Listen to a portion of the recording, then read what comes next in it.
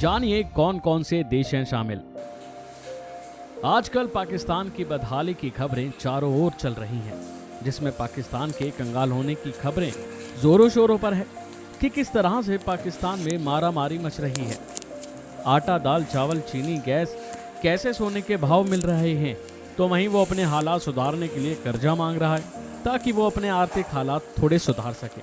लेकिन क्या आपको मालूम है कि अगर दुनिया में सबसे ज्यादा कर्ज में डूबे 10 देशों पर नजर डाली जाए तो उनमें पाकिस्तान नहीं है और ना ही श्रीलंका है।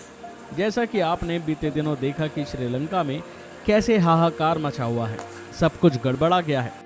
तो आइए बताते हैं आपको कि वो कौन कौन से टॉप 10 देश हैं जिन पर सबसे ज्यादा कर्जा है। सबसे पहले नंबर आता है जापान का। अगर जीडीपी से तुलना करें तो दुनिया में सबसे ज्यादा कर्ज लेने वाला देश जापान है। इसके ऊपर कुल 9.087 ट्रिलियन अमेरिकी डॉलर का लोन है। इस कर्ज की तुलना जापान की जीडीपी से की जाए तो लगभग 237% है। अगर आप इसे आसान भाषा में समझेंगे तो ऐसे ही समझ सकते हैं, जापान की जीडीपी अगर 100 रुपये है तो उस पर कर्ज 237 रुपये है। इसके बाद नंबर आता है ग्रीस का। कर्ज के मामले में दूसरे नंबर पर ग्रीस है। इस देश पर कुल 379 बिलियन अमेरिकी डॉलर का कर्ज है, जो जीडीपी का 177% है। दुनिया में सबसे ज्यादा कर्ज लेने वाले देशों की सूची में तीसरे पायदान पर है लेबनान। ये देश मध्य पूर्व में स्थित है। इस देश पर कुल कर्ज 96.7 बिलियन अमेरिकी डॉलर है। ये कर्ज इस देश की जीडीपी का 151% है। फिर नंबर आता है इटली, जो कि चौथे पायदान पर है। यूरोप का एक खूबसूरत देश भारी कर्ज में डूबा हुआ है। इस देश पर कुल 2.48 ट्रिलियन डॉलर का कर्ज है, जो इस देश की जीडीपी का 135% है। फिर नंबर आता है सिंगापुर का। साउथ ईस्ट कंट्री सिंगापुर, जहां घूमने के सपने आपने कई बार देखे होंगे। ये देश 1.7 ट्रिलियन डॉलर के कर्ज में डूबा हुआ है। ये कर्ज के मामले में 5वें स्थान पर आता है। जीडीपी का 126% है। फिर नंबर आता है कैप वर्डे का, जो इस सूची में 8वें और अफ्रीका का द्वीपीय देश है। इस देश पर 2.51 बिलियन डॉलर का कर्ज है, जो जीडीपी का 125% है। फिर नंबर आता है पुर्तगाल का। यूरोप का एक और देश कर्जदारों की टॉप 10 लिस्ट में शामिल है, जिसका नाम पुर्तगाल है। कर्ज लेने के मामले में ये देश 7वें नंबर पर है। 254 बिलियन डॉलर का इस पर कर्ज है और जीडीपी का 117% है। इसके बाद नंबर आता है अंगोला, जो कि 8वें पायदान पर है। इस देश में 64,963 मिलियन डॉलर का इस पर कर्ज है, जो जीडीपी का 111% है।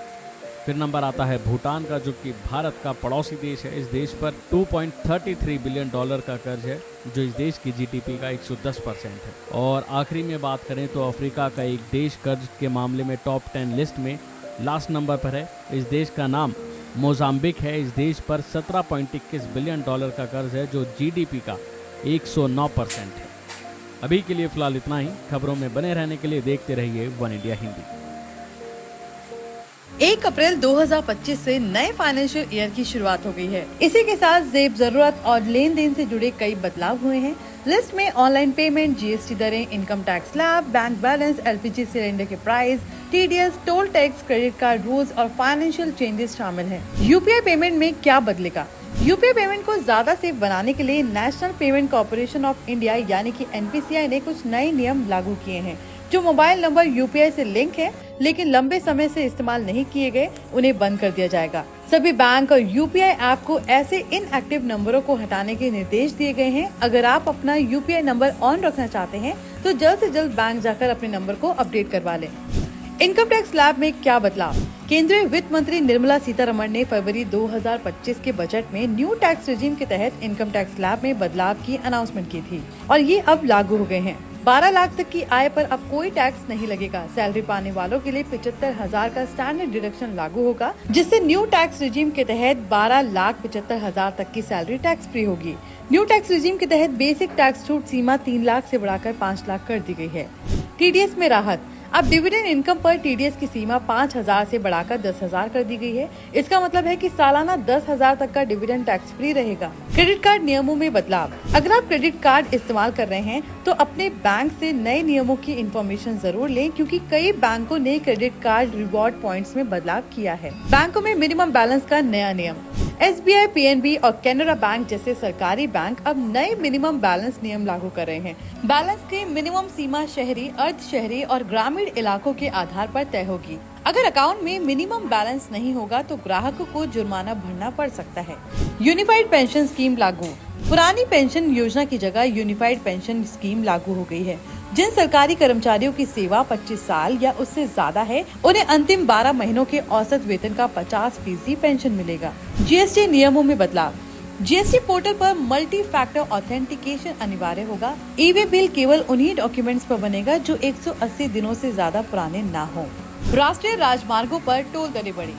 राष्ट्रीय राजमार्गों पर टोल दरों में बढ़ोतरी हुई है। कई एक्सप्रेसवे और हाईवे पर हल्के और भारी व्हीकल्स के टोल शुल्क में वृद्धि की गई है।